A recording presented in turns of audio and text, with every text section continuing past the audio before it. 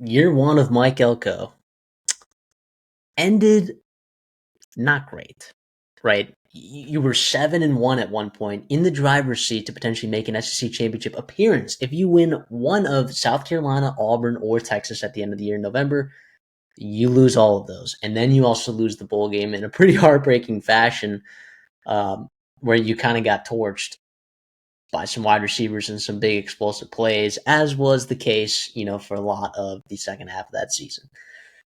But here's the thing, like Mike Elko, that was a good year for Mike Elko. All right, in year one, you had a lot of overhaul that you had to do. Your quarterback, you had to switch up in the middle of the season, with a guy that was super young, was just a, redshirt freshman coming out there, started slinging the pill and was a pivotal member of the reason you beat LSU, in that game.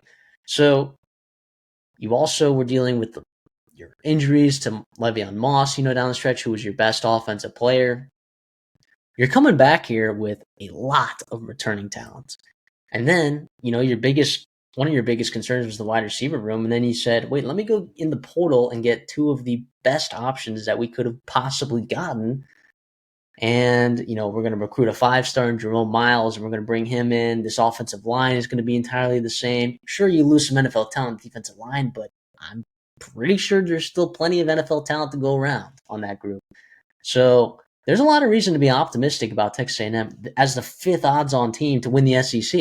Like, that's what we're talking about here. Like, I don't think people are seeing Texas A&M in this light in terms of like, yeah, they're that talented. However, the schedule is pretty daunting. And as a team that's struggled to win against high-level teams on the road over the last decade, it definitely is daunting. But, I mean, CD, what about you? Is there a reason to be optimistic about Texas A&M 2025? Yeah, I think it starts in that O-line, which we'll talk about too.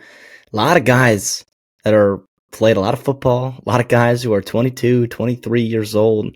I think that continuity is also awesome after, 4 years of having subpar, disappointing output from your offensive line. Last year, I think it took a step forward. This year, I think you expect it to be one of the better rooms, if not in that top group in the SEC.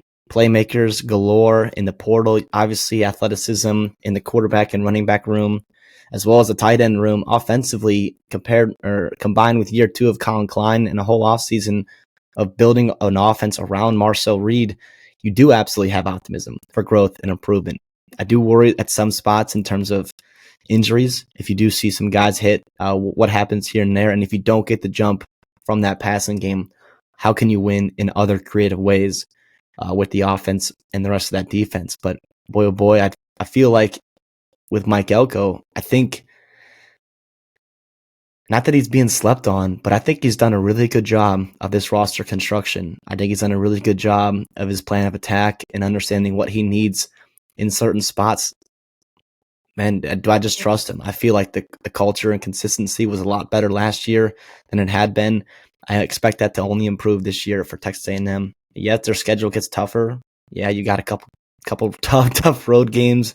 Also, you got some hungry teams like Florida and Auburn as well in the conference as your home games. But yeah, it should be exciting for A&M and Aggie fans. I think you continuing to grow and continue to build for the future and put yourself in a position to compete in the SEC, which you did last year, right? Part of that was you kind of fell backwards into it. I think you just kind of stumbled your way to be in a spot where you were right there. If you just didn't blow games and against, was it Auburn and South Carolina, you would have been in the SEC championship game. So it is what it is. But here we are, 2025, new year for A&M. Excited to talk about it.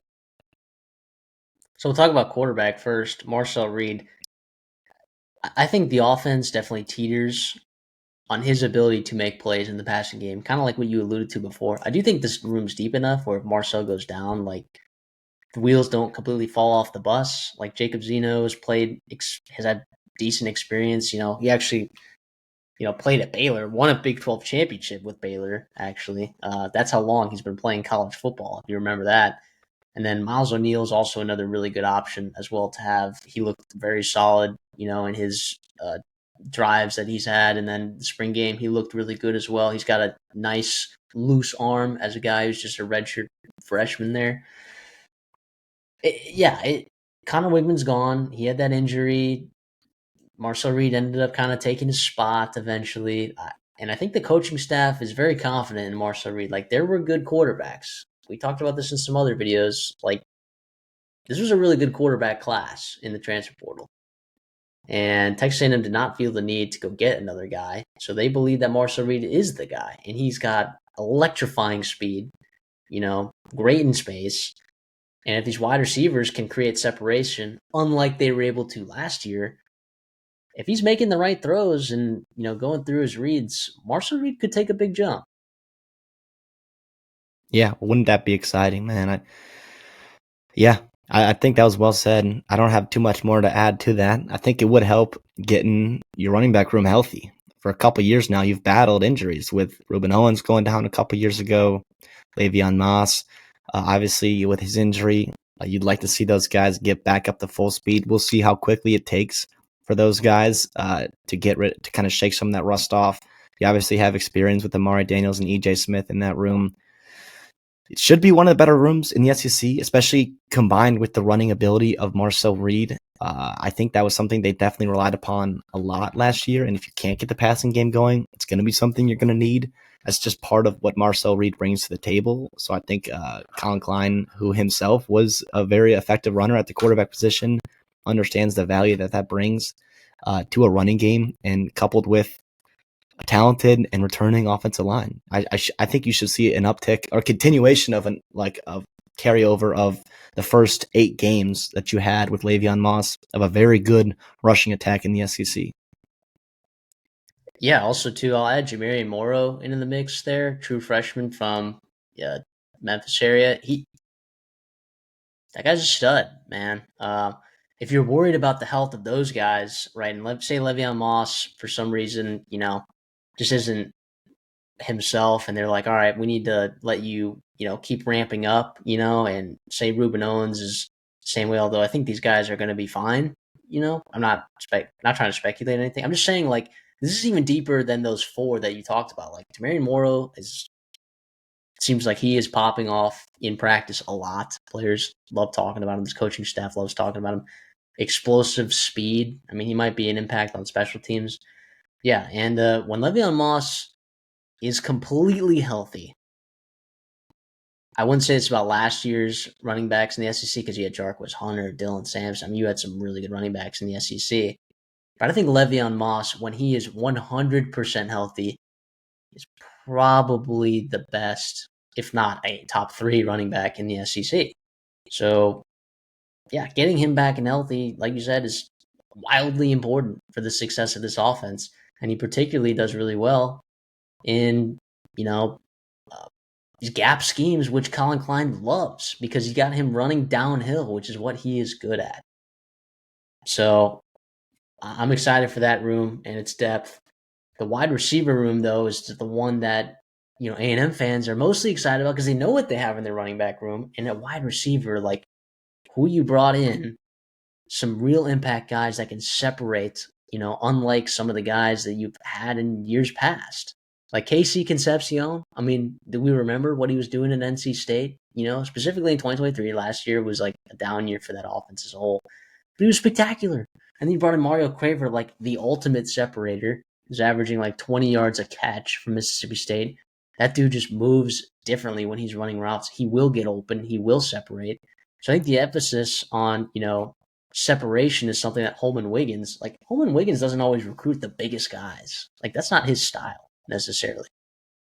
You think back to like Holman Wiggins recruiting like the Henry Ruggs, Judy, Devontae Smith, Jalen Waddle kind of core right there. Like, none of those guys are like over 6'3", 6'4", 6'5". Like, they were just speedsters that could separate. And I think that's kind of what he's trying to build out here in this room. Although Jerome Miles, the true freshman 5-star, might be a guy that's both, right? A good separator that's also a larger body at 6'2", 220. And, Terry Bussey, who was a 5-star athlete coming out, thought he might play corner, switched to wide receiver last year. So he's still learning the position. Ashton Bethel Roman is a guy that, staff's high on, fans are high on, hearing stuff in the fall camps. Isaiah Williams had a great spring game. TK Norman is a kid that you hear a lot about and see practice clips of him, and you're like, that guy moves differently as like a very undervalued guy that they got as a true freshman this year. So, like, this wide receiver room, even with the departure of Noah Thomas and Ja'Day Walker, I think the sentiment is that this wide receiver room significantly got better. Would you agree? Yeah, I think too, and that's not to discredit Thomas or Walker. I think Walker is having a nice camp in Chicago right now with the Bears, and then Noah Thomas is expected to be a very highly coveted and big time contributor for Georgia. Sometimes like separation is kind of good. I mean, you overhauled that room, so Thomas Walker gone, Jabre Barker as Jabre Barber as well as Cyrus Allen, they're also gone. Guys that were veterans, contributors, played a lot of college football in their careers. They're off doing other things. And now it's an exciting group. I think that's where I'm kind of at too, is you talked about the separators. And I think with Marcel Reed, some of his deficiencies, I thought in times were like going through progressions, right? Like a lot of quarterbacks. And then also like just accuracy in terms of putting the ball right in the money consistently down in and down out. If you got guys that are separating early and often, that makes his job a whole heck of a lot easier. If his number one read is burning his corner, boom, it's just a quick little drop back right in rhythm and you can get him going. And I think that's a lot of fun, and the excitement that is around this wide receiver core, I think that's what I'm looking forward to. And obviously, how is the progression of Terry Bussey? I think a lot of Aggie fans are really excited about him. Obviously, he was a talented 5-star kid, kind of was thrown into the fire, and they didn't really know what to do with him. I thought last year, kind of figuring out, we knew they knew they needed to get him on the field and get him touches. I think a whole offseason, also with other complementary pieces like Concepcion and Craver and some of the guys you mentioned, to take some of the pressure off of Terry Bussey of being this like elite playmaker and being able to just fit into his role and settle in nicely. I'm excited for that. I still am on the wait and see approach for Bussey. I think if you're expecting him to have 850 yards and 8 touchdowns this year, I think that's a little lofty. But if you're getting like contributing and like high explosive plays from him, I think that could be really exciting and a huge benefit to this offense. Yeah, wide receiver has been a struggle of a position for Texas A&M for years now. I mean, the last 1,000-yard receiver that Texas A&M had was Josh Reynolds. It was the last one that they had that hit that 1,000-yard marker. And they may not have a 1,000-yard receiver this year because of the nature of this offense and their willingness to run the football and the way that they might spread this ball around. But I'm saying if you have a 1,000-yard type receiver in Casey Concepcion and maybe Mario Craver, what you maybe project him to be, or Jerome Miles, like that's different than like what you had. So that's exciting for sure. It'll of course depend on Marcel Reed. In the tight end room, they invested heavily in the transfer portal here. Amari Niblack from Texas and previously Alabama before that. He's not really like an inline tight end. Like he's going to be playing a lot of slot receiver. Like he practices both drills. Like he goes to wide receiver drills, comes back, runs with the tight ends. Theo Melon-Orstrom is probably that guy. Like that's the ceiling of your tight end room. He is a freak athlete from Sweden, um, from that 2022 class that was highly rated. He has all the talent in the world. Can he become and develop as a better blocker? Because you've seen him in the red zone at times just be an absolute weapon with the incredible, contested catches that he has. Can he be a better inline blocker? But that's also why I think you brought in Nate Borkershire from Nebraska, who wasn't necessarily a premier guy because they had Thomas Fedoni, who was like a top 100, player, number one tight end in the country when they brought him in there to Nebraska. Borkershire is just like a solid player, and he's going to do what he needs to do, and he's going to love doing it because he loves football. Mike O'Reilly's a guy that you brought in from Auburn who's pretty big. He'll definitely play a role. He'll play some special teams as well. And then Keati Armstrong's a guy that I think a lot of fans are excited about as a true freshman. He's already your biggest tight end that you have in your room as a true freshman. And the funny thing about that too is like in high school, he played some wide receiver at that size. Like it is nuts. Like I don't know what they're gonna do with Keoti Armstrong, but I'm not worried necessarily about that tight end room. But I think the ceiling of that tight end room is dependent on Theo Melon-Orstrom's potential and what he ends up doing. So as a pass catcher group, between the wide receivers and the tight ends, I think you got a better group here than you've had in the last couple of years. Yeah, and I will say too, and we've kind of prefaced some of the tight end rooms in the SEC about maybe not being difference making in terms of like boom or bust potential. I will say in this offense with Colin Klein, you've seen him utilize and make really good players out of tight ends before. We were excited about this room last year with Trey Watson coming in, Shane Calhoun. Obviously, we're hoping to get Donovan Green back healthy, and obviously Theo Mellon Orstrom was also there as well. It didn't quite live up to it, like you said. It would be interesting. I do think the ceiling of this offense could be absolutely elevated if you do get some development in the jump out of Orstrom, out of the Armstrong and Nyblack catching the football. Obviously, Borton Church is going to be a nice, reliable piece, especially on early downs for you. But that's like one of your quarterback's best friends. It's a big-bodied tight end that just gets open on third down, makes tough catches, helps you deliver in the red zone like you talked about. So that's the one thing I will say. But yeah, otherwise it's a solid group, and it's going to be one it's fun to watch, obviously, especially with some of the development of the very good athletes in that room. And then on the offensive line, to move on, Trey Zune coming back and Armaje Reed Adams coming back are ginormous. Those are both guys that could have gone to the NFL and potentially gotten drafted. They're back. So those two guys crown over, getting some NFL attention. Chase Basantis at left guard getting NFL attention. Like you could have, and not to mention Ruben Fothery, who, kind of split time with Demetrius Crowder, maybe didn't play as many snaps, played like 350 snaps last year, something like that. And Mark Naboo getting hurt at center, like he'll be back. And Coley, even when Mark got hurt, Coley Fau or Faui Fau. I'm not even going to pretend like I know how to pronounce that. Anyways, Mark Naboo coming in and being, a leader of that center spot, even if he gets beat out by Coley, you got nice stuff. You got nice pieces. You're 7 deep here on this offensive line that you like and can play with some versatility. And boy, oh boy, I mean, there's like 4 NFL players likely on this offensive line that you're looking at. So it can be one of the better units in the country and the SEC. Yeah, and what I love too is you talked about 7 deep. You got flexibility with a swing tackle. You've got a very nice swing interior guy that can play all 3 positions there. You can mix and match if guys do go down. And also building for the future, I see a lot of guys, right, in the first 7 guys that are above the age of drinking or a really freaking talented Chase Basantis. So, like, that's a great recipe. And it gives you time for Blake Ivy, Lamont Rogers, Ashton Funk, Nelson McGuire, some of your more highly rated, exciting prospects that you can mold and develop, get in the weight room, right, with a really nice strength and conditioning staff, and then also pretty solid offensive line coach. And this is going to be an important group.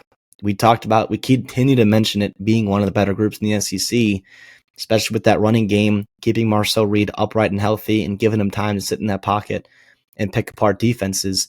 Could be a lot of fun to watch, man. This is big time. I think they were pretty deliberate in maintaining this continuity of this offensive line, and it should be a lot of fun. They'll be able to reap the benefits all season long. And defensively, I think, because like if A&M's able to run the football with this offensive line, like I'm not worried about their offense. In fact, if you go back, A&M was the highest scoring offensive team in the SEC last year. If you just look at conference games, they were scoring over 30 points a game in conference. Like that's crazy. People like do not realize that. It's like the floor of this A&M offense, I think, is fine. I think if you hit some sort of ceiling with it, I mean, that's when you're talking about college football playoffs and like, whatever else that they can do beyond that, because this team is talented enough to do a lot of stuff. But defensively, I think has bigger question marks. Mike Elko taking a more hands-on approach with this defense this year. On the defensive line, you lose Shamar Stewart, Shamar Turner, and Nick Gordon, all to the NFL, drafted within the first 2 rounds. All 3 of those guys. Shamar Stewart in the first round and the other 2 in the first round or second round. But you still have a really good defensive line here, all right? I mean, you're looking at Albert Regis plugging up the middle. He was really good. Probably your most consistent defensive lineman last year. Cassius Howell, coming off the edge on third downs, would like to see him get a little bit better in the run game. But boy, is he already being talked about as one of the better edge rushers in the SEC and in college football. TJ Cersei's a transfer that you get from Florida coming off the edge. Dan Hayes, a transfer that you're getting from Colorado, who's looked great in camp. And then Sam Mpemba, who's a toolsy guy from Georgia that you're getting.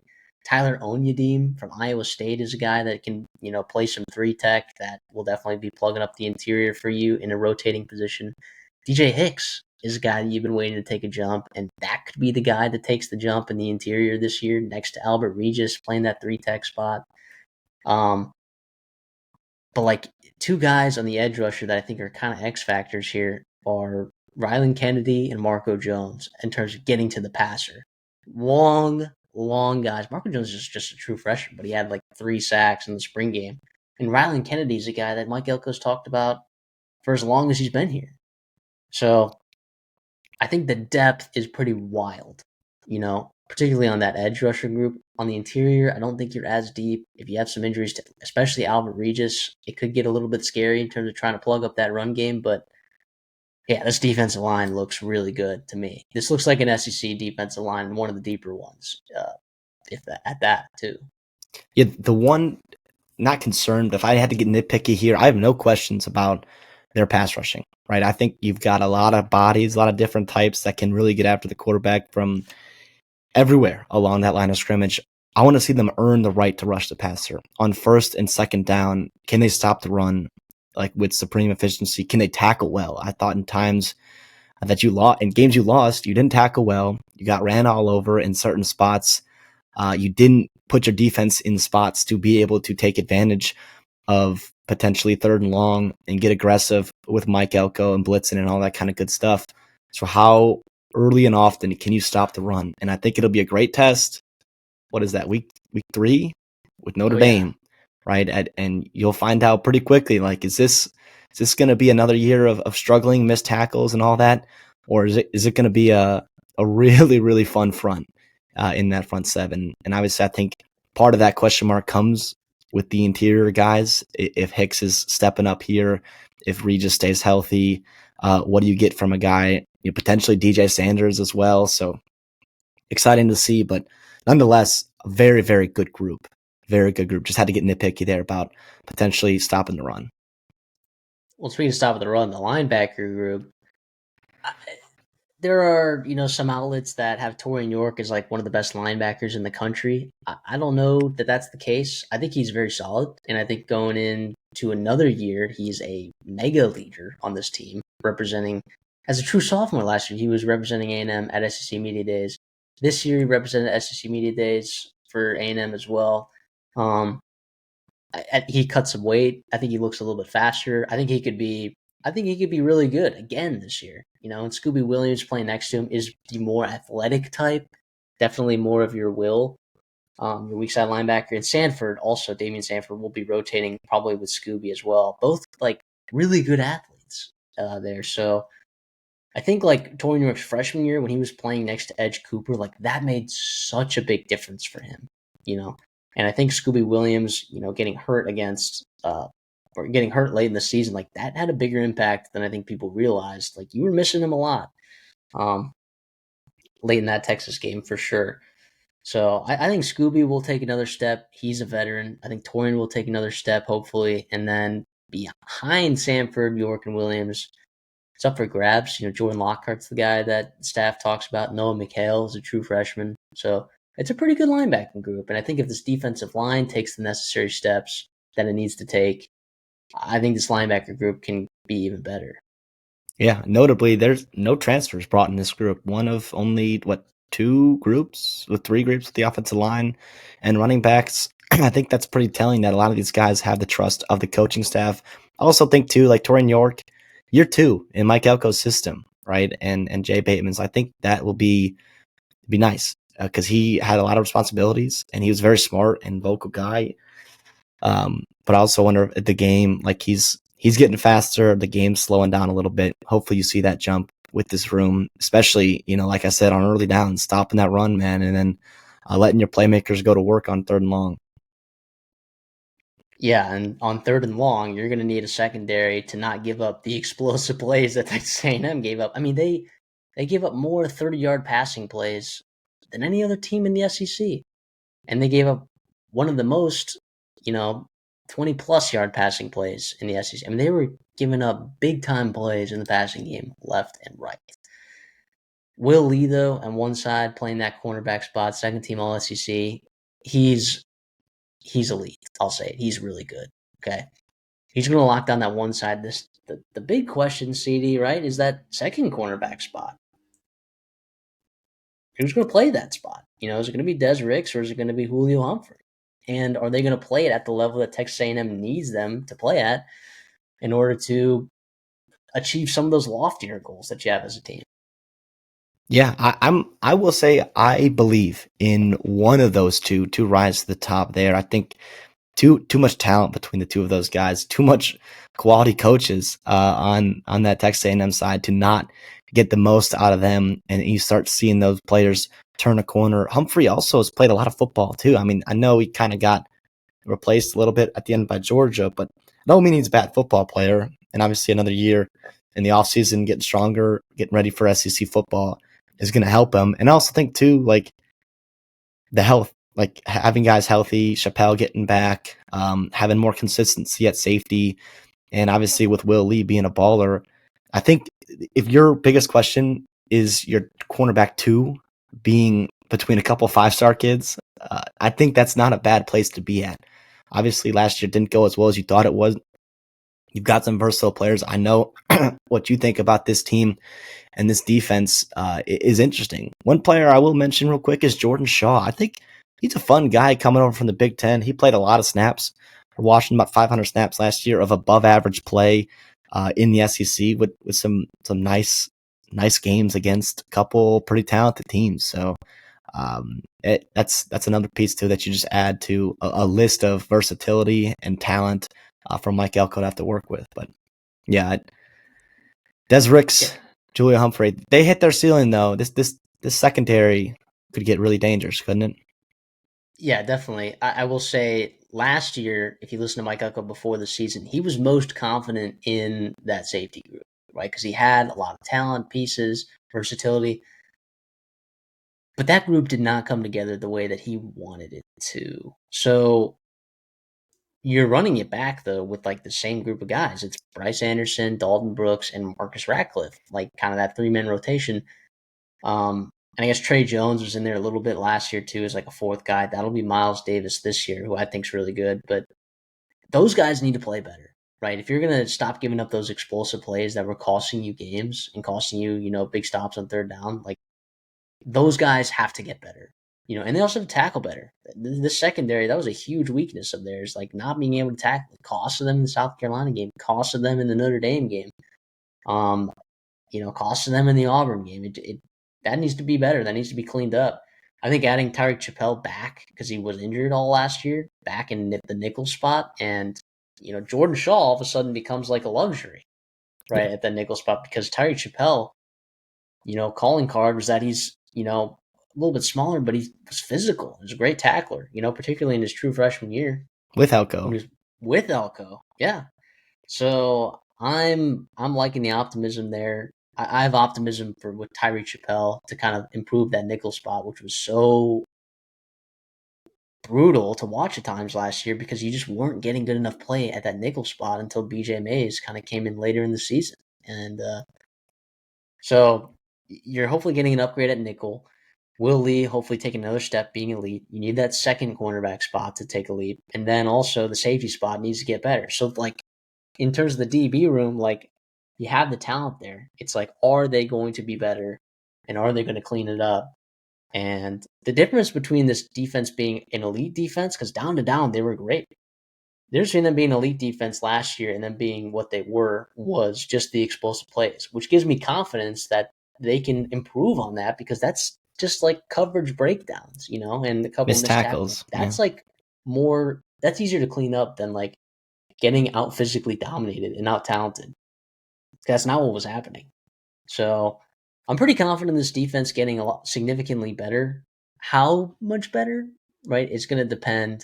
Like this defense, how good this defense, improves, and then how much Marcel Reed improves are the two main cornerstone pieces on like what this team's outlook is going to look like. Because special teams is fine. You got one of the better kickers in the SEC. You got one of the better punters in the entire country in Tyler White. So I'm not worried about your special teams there. But boy, the home road splits for this schedule scream a little bit of trouble, but they're over under win total at 7.5. I'll lean to the over. If it was at 8.5, I think the most likely outcome with the schedule is probably 8-4. And I think, Vegas would agree with you as well. I think a lot of people would agree with that, but that doesn't mean that that's the ceiling of this team. This team could go and is talented enough to win. They're talented enough to win a national championship. That is very unlikely, but I'm just saying that's what we're kind of working with in terms of I'm leaning towards the over, but that's not the ceiling of this team. Yeah, I mean, well, even some of their tough games too that you're looking on their schedule, right? Like I tend to think that this A&M team gets a little bit better, at least a little bit better. How much better, like you talked about, is based on Marcel Reed and the development of the defense. But Notre Dame probably takes a step back. Yes, you have to go to Notre Dame, but last year you were in that game for a long, long time, right? You just had some missed tackles. That Auburn game, like you don't expect to lose to Auburn again, although they'll be better this year, no doubt. Obviously, Florida gets better, and so does LSU. Maybe South Carolina, Missouri take steps back. Arkansas obviously gives you some problems too in certain situations. Plus, it's always a weird game between those two teams. And then obviously Texas being just pretty much a juggernaut right now. I'm with you on the over. I expect 8 wins, at least 8 wins on this team. I do see a scenario where 10-2 would be really, really impressive because you're talking about road wins against LSU, Notre Dame, Florida, one of those teams, South Carolina as well at home. You're talking about some pretty impressive quality wins, and that's right there in college football playoffs. I think a little bit more realistic outlook is, like you said, 8-4, even 9-3 would be super, super successful, continuing to build the culture and establish, consistency. I think is what you lacked under Jimbo, right? And I think Elko kind of brings that.